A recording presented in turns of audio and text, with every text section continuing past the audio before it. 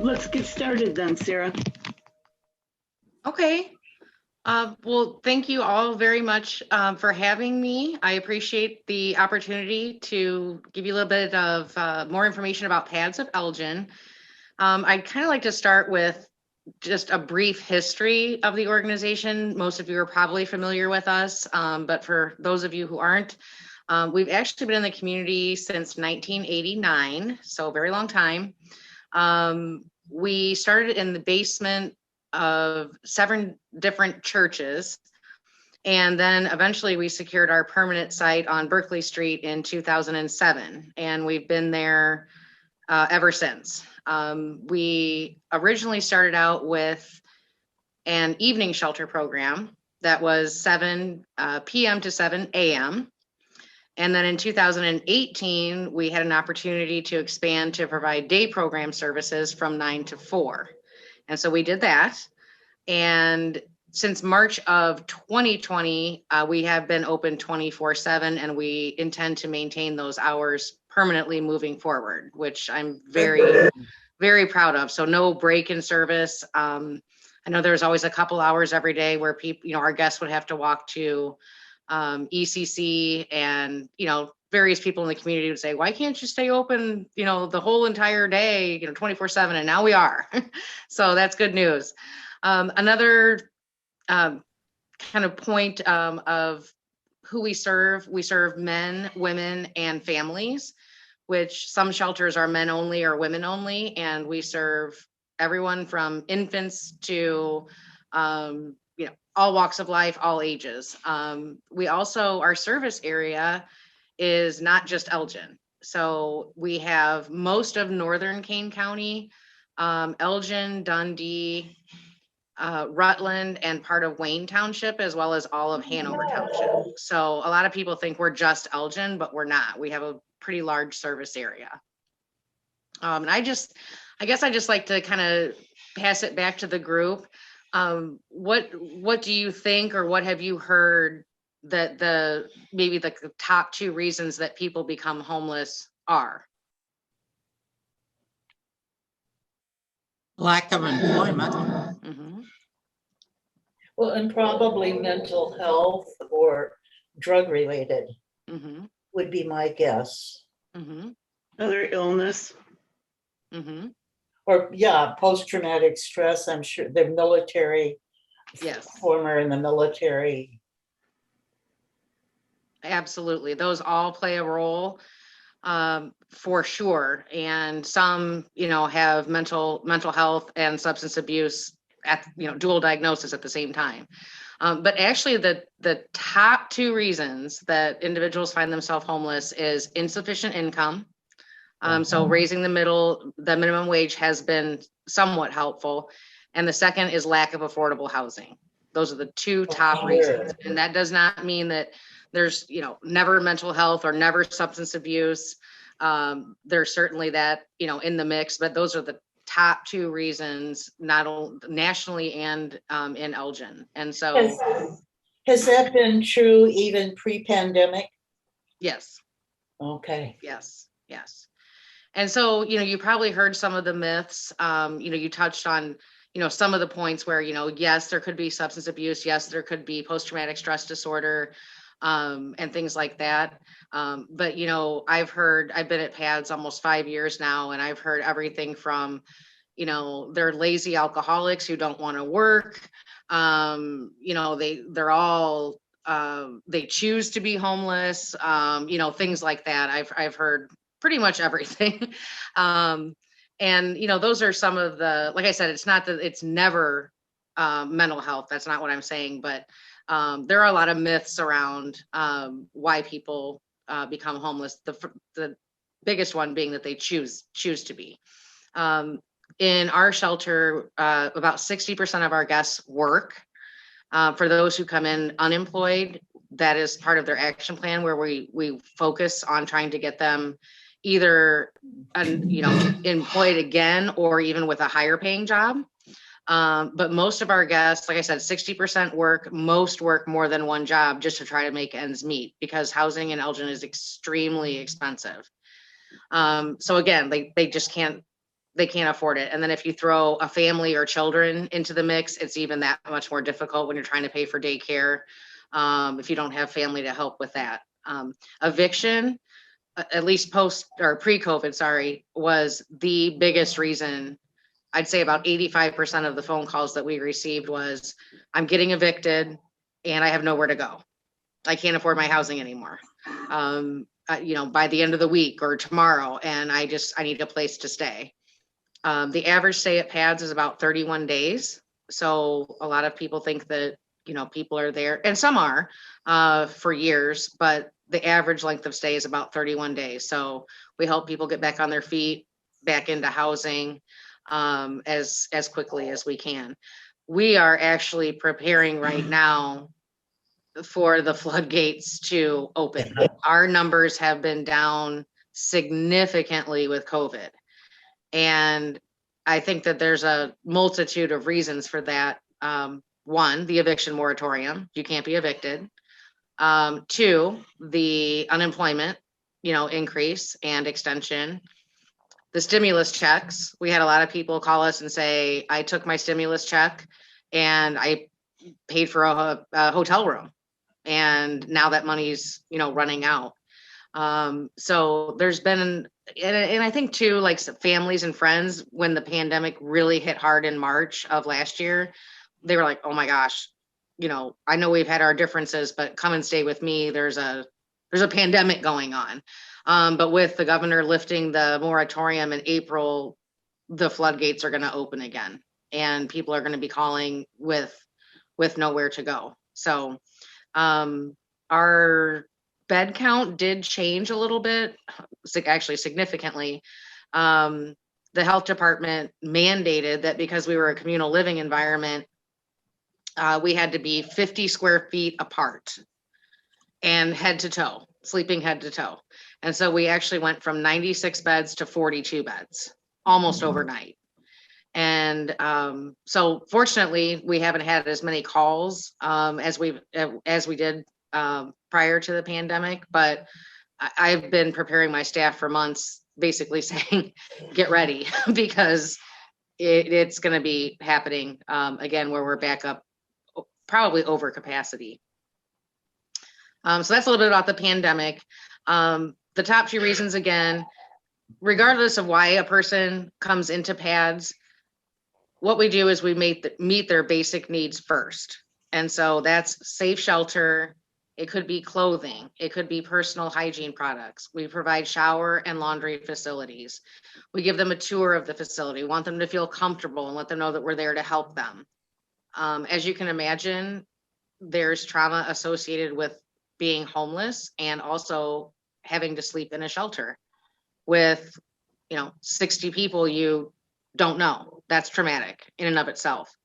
And so we try to make them feel comfortable, let them know that we're there for them. We can provide anything that they need. Once the basic needs are met, we take the next step in the process and we provide comprehensive case management.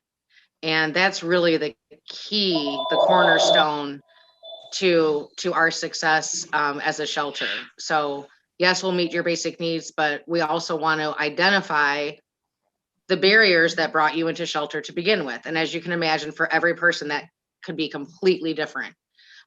We go through the barriers with each guest and say, okay, now how are we going to work together? How can we walk with you to help you overcome those barriers and exit you successfully back into housing and or reunification with your family? So that could be helping them get a GED, helping them get like an HVAC certification so they can, rise above that minimum wage level of employment.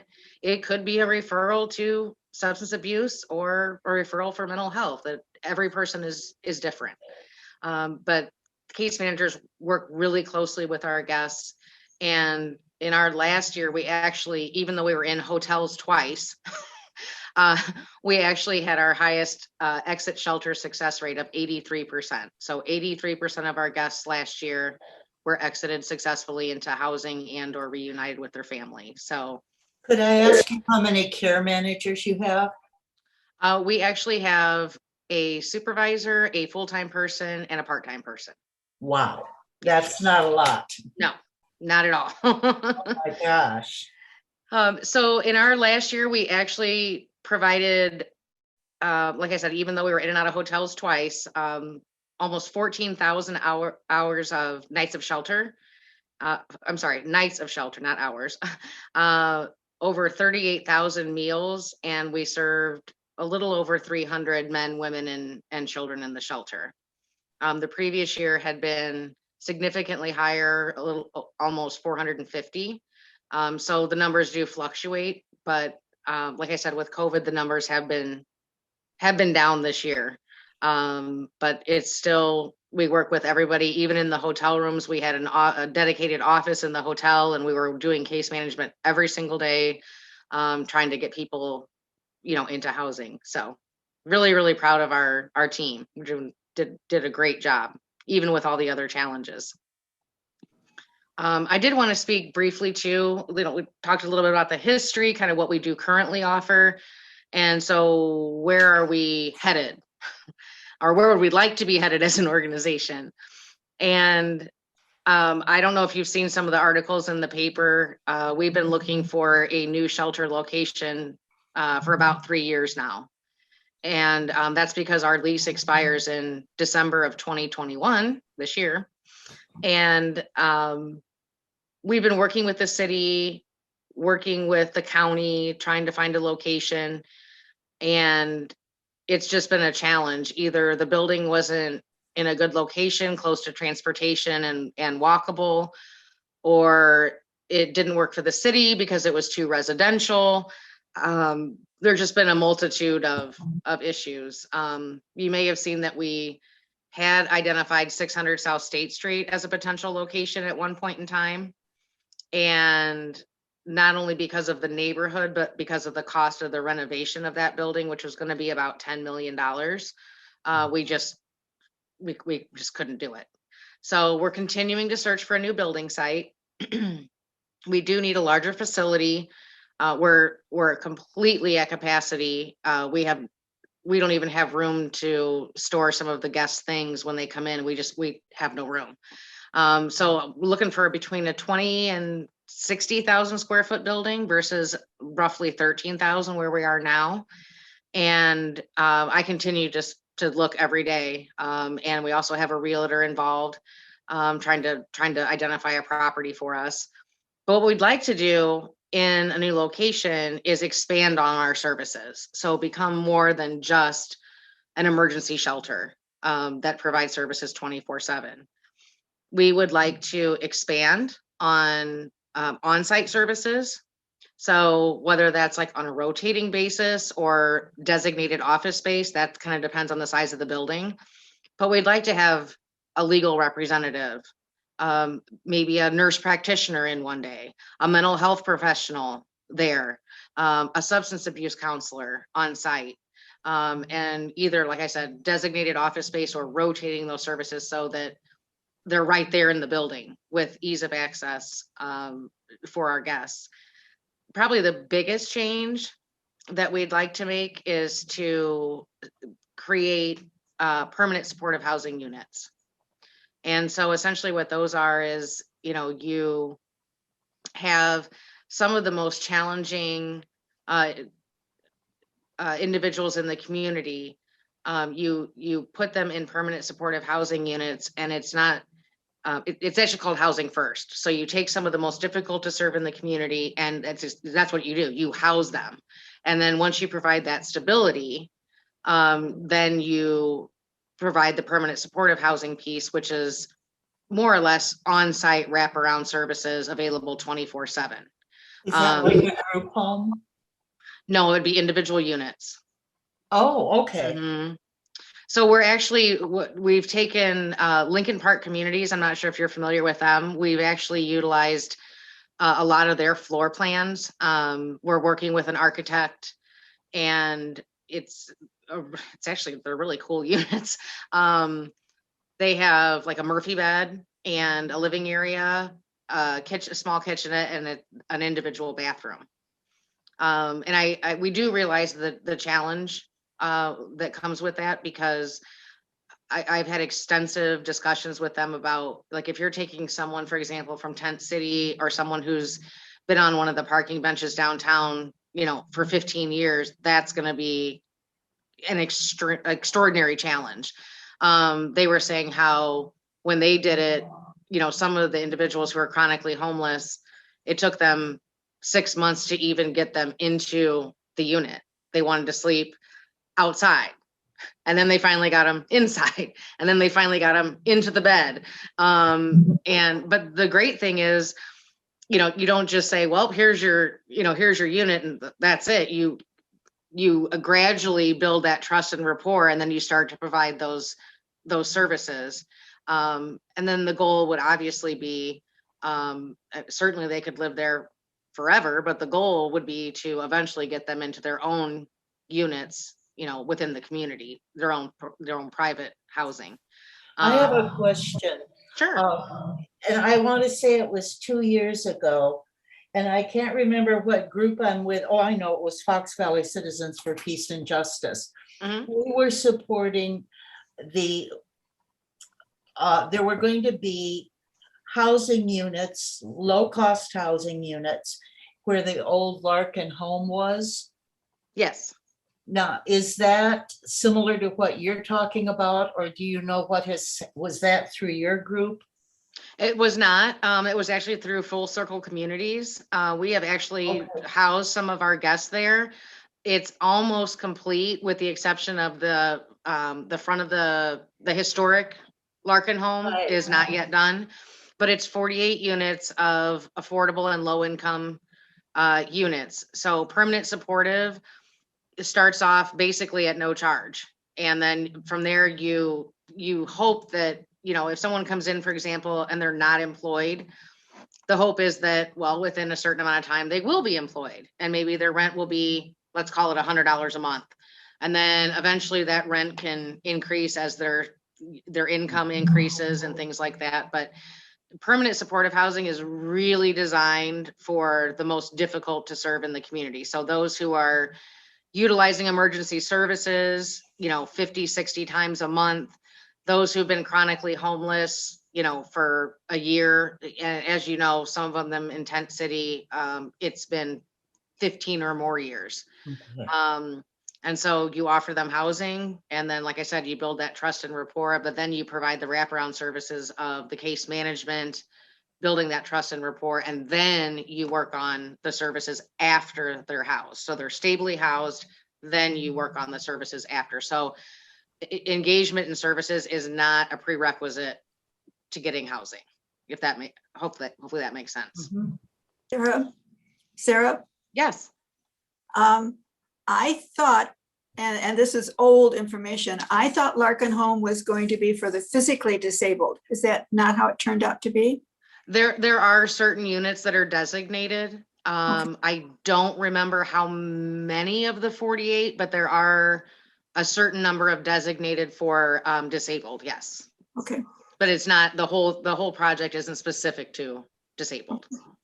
So it's a great project. Like I said, I think we've had 4 guests get a unit there, working with, the managers over there. And the last person who went is actually going into the front historic home, and there was just like one last minute issue with like a door or something, and that caused a slight delay. But we've housed like at least 4 of our guests there, and they all love it. It's really nice facility.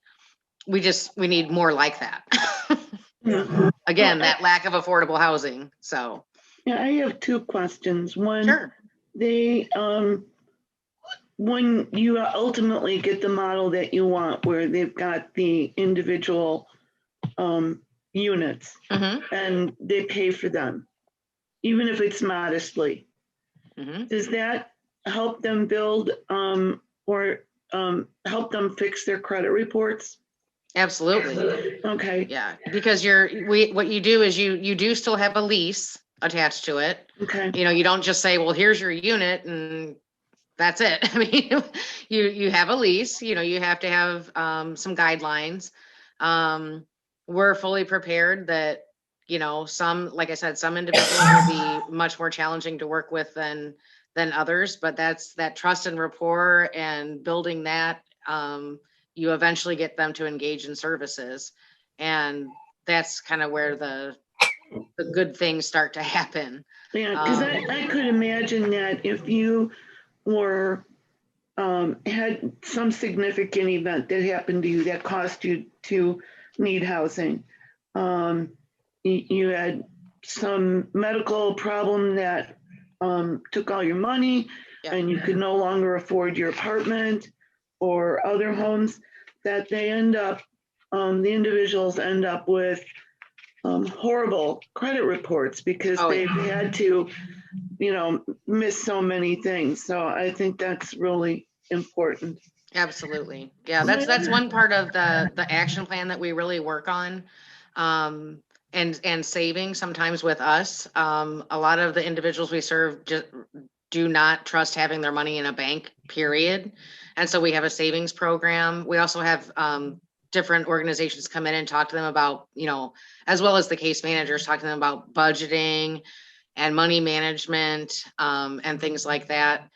So that is a really important piece. And we do see that too, where, you know, you have a family, and one person loses their job, and then there's medical bills that just, I mean, astronomical medical bills that just can't be paid. We had, if you can imagine this, we had a single mom with 6 children come in, and the youngest was 5 months old. And she was working 3 jobs, and basically lost 2 of them, and then was down to 1 trying to support 6 children with, I mean, an infant. I just can't imagine being in that situation. So like I said, that's why we're here, to help them rebuild their credit, get them the referrals. And, you know, like with her, we helped her secure daycare and a higher paying job. So she only had to work basically 2 instead of 3, and, you know, got her on her way. But I mean, as a mother myself, I can't imagine being literally on the street with 6 children with a baby 5 months old. My What do other they- question has to do with, and it's more of a logistic Mhm. kind of issue, is once you get somebody in this more ideal unit, and you said there's a lease, how do you make sure that it's maintained well? We would have to get a property management company involved. Okay, and I'm talking about inside, you know, how do they maintain their own living space? And that's again through case management. Okay, We've kind of gone back and forth. You know, there's several different models. So Hesed House in Aurora has 16 permanent supportive housing units, and they have a communal kitchen, which can create its own issues. Lincoln Park communities, they all have their own individual kitchenette, which can create another set of issues with fires, et cetera, learning how to cook, things like that. So we're still going back and forth with our architect on what that exact design looks like. But when I was speaking to Luis at Lincoln Park, he said, you know, there's like this $20 powder disc that you can buy to put over the stove that if there is a fire, it kind of, you know, puts the fire out. But, you know, like I said, a lot of the individuals, especially the ones who've been, you know, chronically homeless for 15 plus years, that's where case management is absolutely key to cooking classes, life skills, you know, basic cleaning. How do you, you know, clean sufficiently and keep up your unit? We do see a lot of hoarders as well. And so that's another issue that we'll have to deal with. But that's where, you know, partnering with different organizations in the community is really going to be the key to the success for that. But again, that's where the case management, I mean, has to work with them very closely on a daily basis. But after you build trust and rapport, those services can start. And there might be people who never want to engage in services, and that's okay too. But again, when you're providing that stability of housing, they're not calling 911 all the time, because they're, like I'm part of the Fuse meeting group locally, and most of the time it's because of intoxication. And when it starts to get cold, they're intoxicated, they call 911. Well, there's an ambulance ride that could have been used for somebody else that's having, a health issue, a health concern. And so that's why, you house those individuals first and provide those services. So I'm extremely excited about it. I wish we could find a building. We can't, we're going to have to do a capital campaign and write grants and all sorts of things. But I keep telling anyone who will listen, including my own board, that we can't do any of that without an address. We have to have a physical address in order to do that. So certainly would be a huge help if anyone knows of a property or sees a property, to email me or call me and let me know. I can send you a list of where we've looked. But that would be a huge help. Just those extra set of eyes kind of out in the community would be a tremendous help to us. So Are you looking What would be- primarily at Elgin, or are you willing to go up to other areas? So I've looked for 3 years in our entire service area. Okay. But we'd prefer to be in Elgin if we can, because that's really where all the services are located. Okay. I've looked in Streamwood. I've talked to people in Carpentersville. We've looked in I don't want to say the border, but right over into South Elgin on 31, which would still be, within a pretty good walking distance, a doable walking distance. Like I said, I've talked to the mayor of Streamwood. She's extremely receptive. But the other issue is if we start getting into like Cook County, that can create a problem from a funding perspective, because if it's in Streamwood and it's really difficult for people to get to our shelter, which we do plan on providing a transportation program as well. But if it's more challenging for them to get to us because we're that much further out, then, most of our local funders are Elgin, Grand Victoria, things like that. And so if our numbers start to go way down, from Elgin Township, then that presents its own issue. We're also a member of the Kane County Continuum of Care. And if we're located in Cook County, then we'd have to switch to the Cook County Continuum of Care. And so I don't think it'd be that big of an issue. I just think it might present some issues for us. So when you're asking us if we know of any properties, what is appropriate? An apartment building or what? Gosh, I've looked at apartment buildings. I've looked at, I can send maybe Lois a list of where we've looked. But the other issue is that the city of Elgin has more or less told us that in order for us to get our conditional use permit to be a homeless shelter, we have to be in an zoned general industrial building. And most apartments buildings aren't zoned that way. We've actually saw a church that we thought might work over on Van Street. And it was like a church and school at one point. But it was zoned religious facility, and they said it was too close to residential. So we've pretty much just said, let's stick with general industrial and try to go from there. But as you can imagine, when you find a warehouse, it either has a industrial business that was there with very unique equipment, or it's just a blank slate. And so it would be a complete build out from kind of the ground up, which we can do. But they said that it wouldn't be impossible for us to get something else rezoned, but if we want to take the path of least resistance, so to speak, it'd be best for us to find an industrial property. So what can we do to influence your Elgin local government to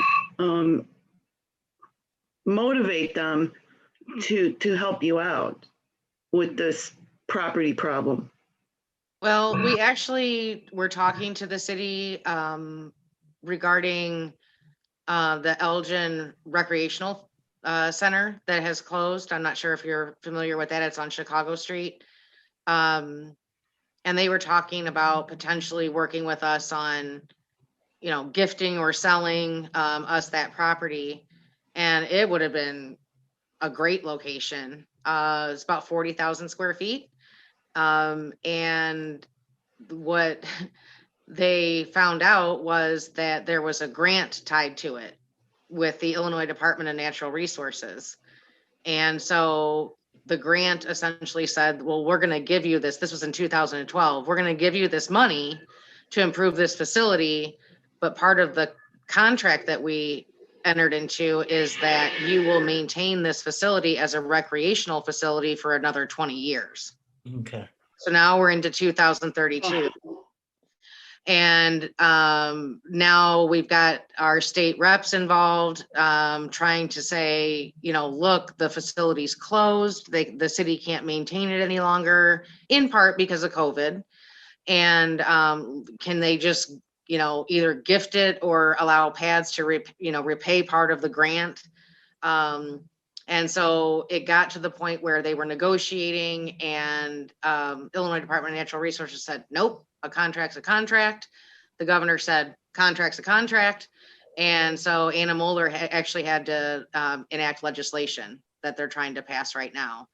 But by the time that gets done, I mean, it could be years before that's actually finalized. So I think probably the best thing would be is, keep an eye out for a building and let me know. And if we do identify a viable property, then help us advocate, to get the building.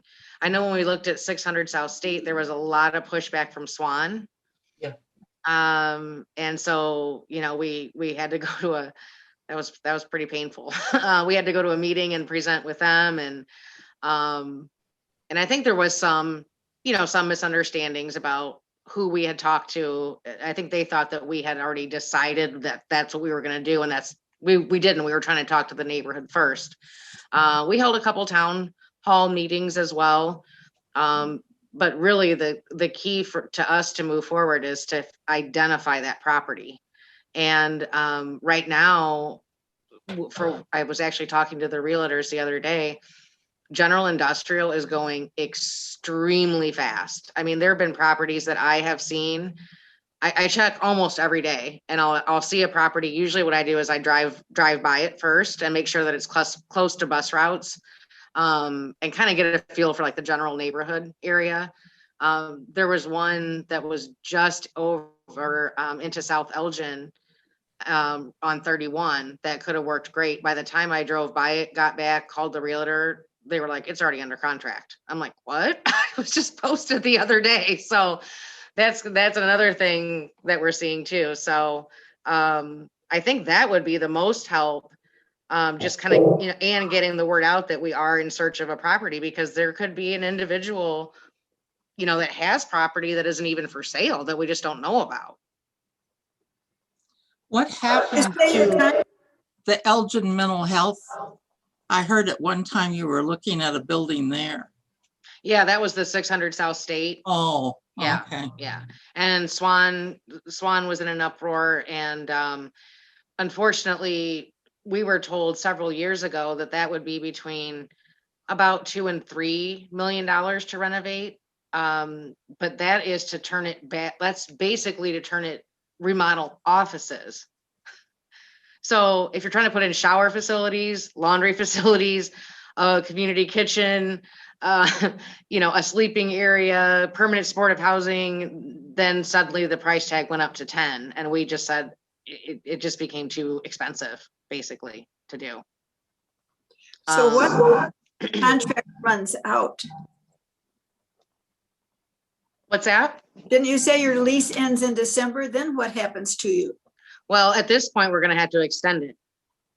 You can extend. Yes, we can extend for up to 5 years. We don't want to do a full 5 years if we don't have to. But we have to begin negotiations with the landlord by July 1 and give them notification of, are we staying? Obviously, we're not leaving because we have nowhere to go. And we can't close and, tell our guests, well, there's no shelter for a couple years. So we're going to renegotiate the lease. We have to by July 1. But it's really difficult to gauge how much longer do you need? If we don't want to be there 5 years, you don't want to say a year. And then, if we had a building, we could say, look, now we have a building and it's going to take us 2 years to get this, the capital campaign done, the grants written, get the building done, and then we can move. But we have to, one way or the other, tell our landlord by July 1 what we intend to do, and we'll start the negotiations with them. So right now there's no way even if I got a building tomorrow, there's no way by December we could have the money raised and the building renovated. So at least a year, probably more likely 2 of an extension. I'm going to switch topics a little bit. This is not your long-term plan. So for right now, where is the affordable housing? Where do you place people? I don't even know how to ask the question. What is available that people could afford that you can put people into? Well, the one over on Larkin that was mentioned, that was actually, like I said, we got about 4 people in there. There is some new senior housing on 31 that was done. That's low income as well. So anyone That's who's 31 Lawrence, right? So I wondered about that. Yeah, we have worked with, I think it's Lawrence. It's the one on top of the hill. hill. Right? Yes. So we've worked with them, but we had to get creative. We've had to go outside of Elgin. We've placed people in Belvedere. We've placed people in Rockford. We've placed people in Woodstock, Huntley, Marengo, because it's so difficult to find affordable housing in the area. And the wait list for the housing authority was basically opened in 2007. They received over 6,000 applications in 3 days, and the list did not reopen until 2018. So all the housing units are, through the housing authority, are taken.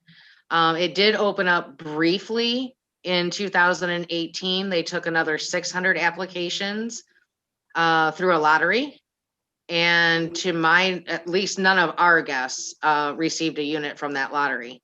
And so, like I said, we've had to get creative and look to other surrounding communities. But as you can imagine, what do you do if you have, and this is very common, what do you do if you have a guest who doesn't have any transportation, but is working maybe 2 or even 3 jobs in Elgin? You can't say without transportation, well, we're going to house you in Belvedere. How do they get back and forth to their jobs in Elgin when they're living in Belvedere? That won't work. Or Rockford. Exactly. So that's when we really run into, the challenge of, where do we put them? We do advocate with landlords. If they say, hey, I found this great apartment that could really work for me, I can afford it. Sometimes the landlords will say, nope. Number 1, you're homeless. Number 2, you've got a felony record. Number 3, you've got poor credit. We do advocate for them and say, look, but they've saved this much money while they've been at pads, and they've been, working really hard, and they work 3 jobs and those kinds of things. So we will advocate. But some of the landlords just don't want any part of it. We have had some that have changed their mind though after we've met with them. So, there are some units in South Elgin. I know that Ecker is working on a couple of bringing in some additional affordable housing units onto Chicago Street as well, but that's years down the road. So We do work with the Kane County Office of Reinvestment as well. And they have a person designated to, he's done a great job trying to find rapid rehousing units. But again, you know, you got to get the landlords to cooperate when it's, and sometimes that's challenging. So it's very hard. But the best thing that we have found so far has been to kind of go outside the Elgin area. So Lois, I don't mean this as a joke, but I ask it.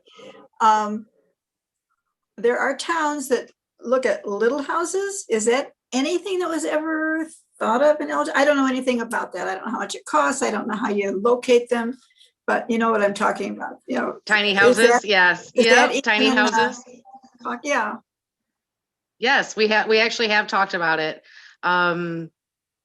And I think to start with, for permanent supportive housing, we felt that it would be easier to have everybody in essentially one location, just because of, makes it easier for case managers to, you know, go unit to unit versus like scattered site, for example.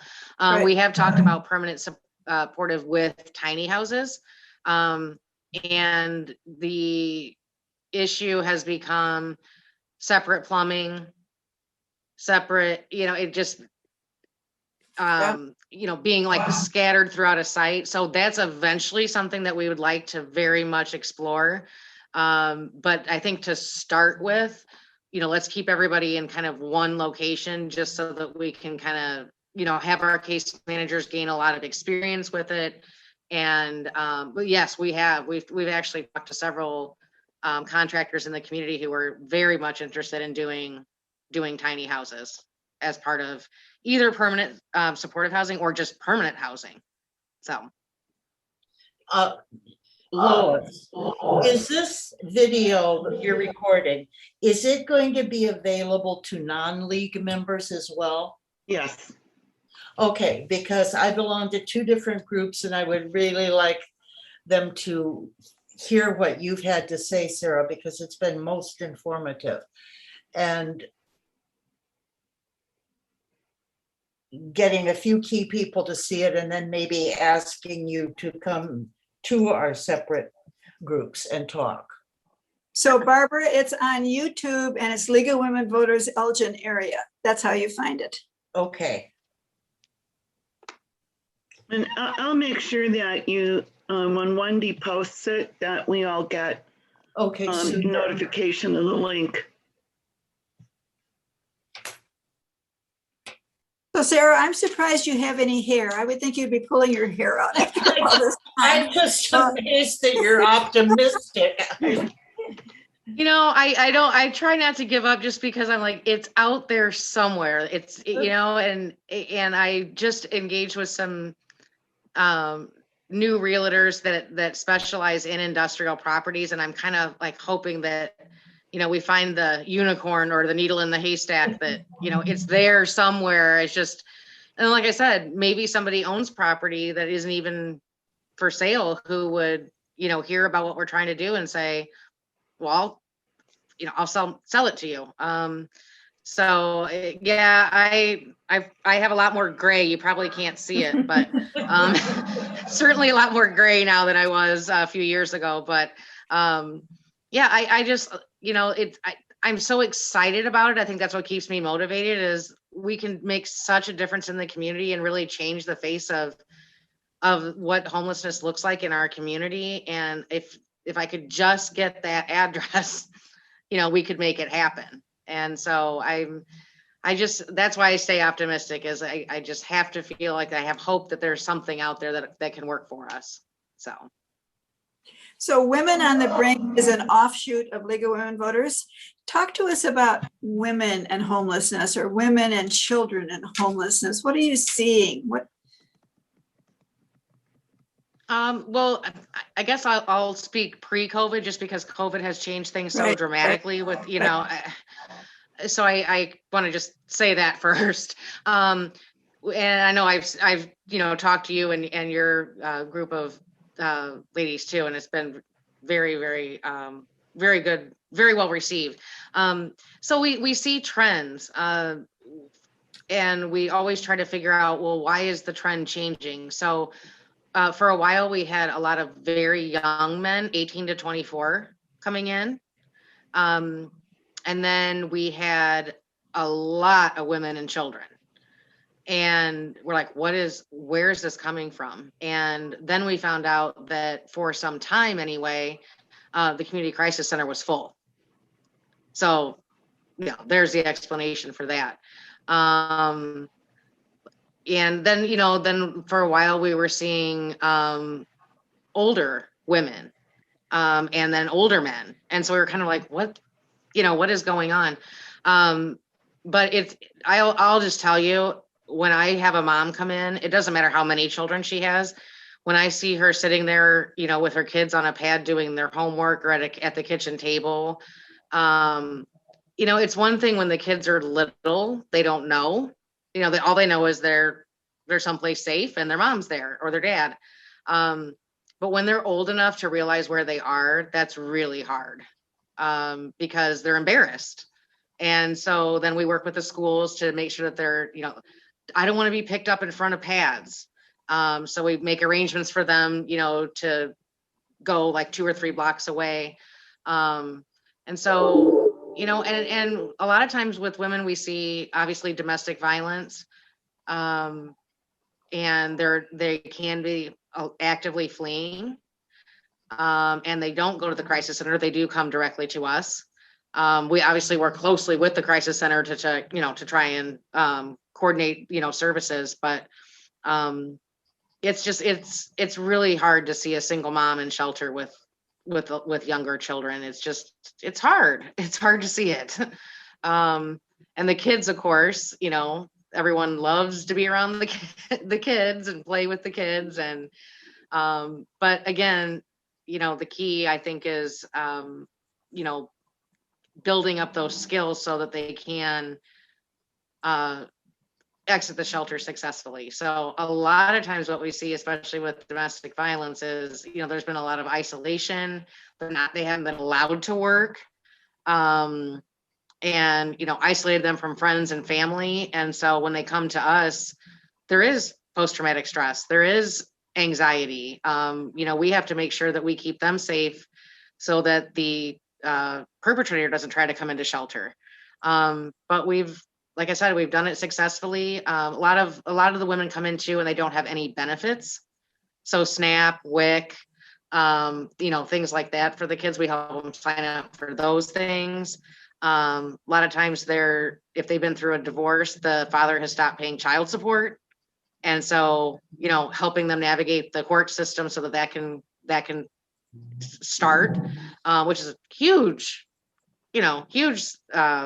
source of income, and support for the kids if they can regain those. So we work with like Prairie State Legal Services to help with that, and help them, file paperwork so they can get that going again. If you can imagine having, like the 6 kids and the father isn't paying any child support, that's a huge, burden on the mom. And so, very, very common with, like I said, with the women that, a lot of times it is domestic violence that they're fleeing. So What percent of your funding goes towards staff?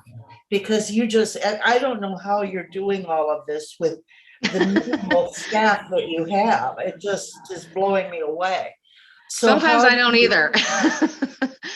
So 88% goes to program, and the rest is basically administration and management. So we do have some program staff, but the majority of the funding that we receive goes directly to program services. We do have some site coordinators on staff as well, in addition to case management. But yeah, we have three case managers, 2 full-time, 1 part-time, and then we have 4 site coordinators. Only one is full-time. And then we have 2 day program site coordinators, and they're both part-time. and then myself and a development person, and that's it. Wow. Um, And how much of your funding do you get from Grand Victoria? I don't have an exact percent off the top of my head, but we had been receiving about 50,000 over 2 years from them. And then they have switched to a 15-month grant cycle. And now we're getting about 32,000 over about 15 months. So What are we do your have some state funding and a little bit of federal, but most of what we receive is local. And Who are some of your local donors? Donors Well, no, I mean or grantors. grantors. So Elgin Township Oh. funds us, Hanover Township as well, Grand Victoria, EFS Foundation, things like that. We also have several fundraisers every year. Our golf outing is actually coming up on July 15th. We also have our winter harvest for the homeless. I'm sure you've seen the dance. It's got the Dancing with the Stars format. And that's usually in February. We had to cancel it and held it a little bit later in the year, of course, because of COVID. And we did it all virtually. So there were no live dancers, but the community was still extremely supportive of us. And I was so grateful. I just thought, oh my gosh, like we can't have a live auction. We can't do half of the things we're used to doing. And a lot of the businesses couldn't donate items for the silent auction because of COVID. They didn't have, they were hurting. But we still did fairly well. So we have those few things. We do an appeal letter as well around the 4th of July, which we're getting ready to send out next week. But it really is a combination of local grants, just donations from the public, and also fundraising. Were you slated or hoping to get any funding from the 708 board? Yeah, that was funny. We were hopeful. That's actually the mental health board from Hanover Township is where we get our funding from Hanover Township. And certainly, while we don't provide direct mental health, we don't have licensed clinical social workers on staff, but we do have, MS people with masters in social work. We still provide a lot of mental health services and then make referrals if they need, above what we can provide. So we were very hopeful that was something that would pass. And it, was unfortunate that it didn't because of a legality is my understanding. It didn't stick. Yeah. It was voted in, but then Yeah. the language wasn't correct. So we've been working with, some other local agencies, saying that we're very supportive of efforts to either get that reversed or somehow reinstated. I don't know how much we would receive. I have no idea, but that really doesn't matter. The fact is we need a 708 board in Elgin and Dundee Township. So Yes. absolutely. Even if all the money went to Ecker and, AIG, I mean, we still need it. So. Well, indirectly, that still helps you. Right? Absolutely. Because when we make referrals and there's, a 2-week wait list, that's a long time, especially if someone's in crisis. So absolutely in favor of it. Sarah, I'm sorry to keep asking you so many questions. It seems You're like fine. whether it was me or whether it was me as Women on the Brink, I'm not sure which. I used to get a monthly list of your needs. Here this long list of, what you need right then, but I'm not on that list. Does that list still exist, or how do I get back on that list? Or oh, absolutely. I can put you back on. I can send Lois a copy of it too. We did change it a little bit. tremendous outpouring generosity over COVID. We actually have so many plates and bowls and paper products that we kind of had to change the list a little bit. We put cleaning supplies on there, obviously, because we had to clean, 4 or 5 times a day instead of, twice a day. Right. But now we're kind of overstocked with that. So now that's changed a little bit, but I will definitely make sure that you get a copy of the current needs list. Well, that would be great. That would be Okay. a huge help too.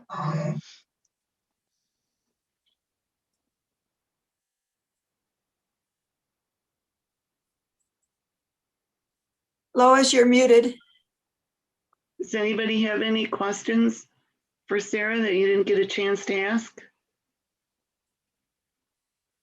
Sarah, I just am so glad that you responded because, well, first of all this information is stuff that we should know. Yes, And the more we know, the more we're able to advocate Yeah. absolutely. in the community and other organizations that we are members of. So thank you very much for this time. And I will make sure that everybody here gets the link, and I'm sure that it will be posted on our Facebook page and website too. Lois, can you also send me her contact information? Sure. Thank you. I think, Sarah, I only have your email address. I don't think I have a phone number, but I can send that to you. Okay. And I can send our needs list and the list of properties that we've already looked. I can send that back to you as well, and then put my phone number and everything in that email back to you so that everybody can have it. And I just want to say thank you all very much for your time and having me, give information. The more people that know what we're trying to accomplish in the community, the better. And this is a great way to do that. So Well, I for appreciate your time.